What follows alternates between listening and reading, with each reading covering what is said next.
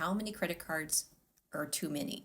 Well, let's start at the basics. If you're building your credit or you're rebuilding your credit, you're only going to want to have one card.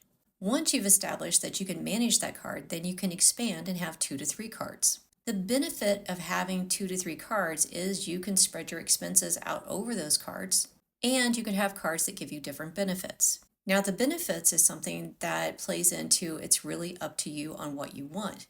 For example, do you want miles or do you want cash back?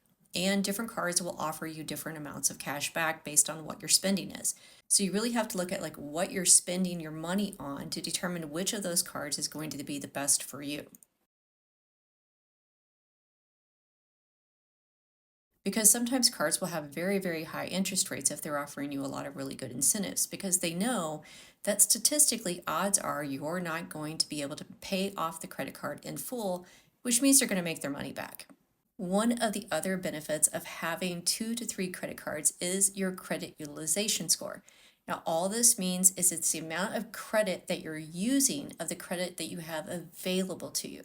So if you have $10,000 worth of credit available to you and you're using $3,000 of that credit, then you have a 30% credit utilization score.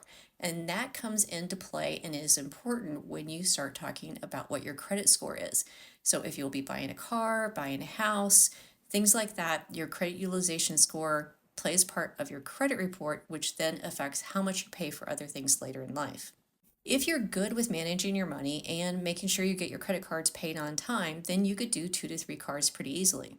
But one of the things with having a lot of credit cards is the slippery slope. And this is where you have the credit available to you, so you might spend more than you think that you're spending, and you might be in for a big surprise when you get that credit card statement. And sometimes this means going without.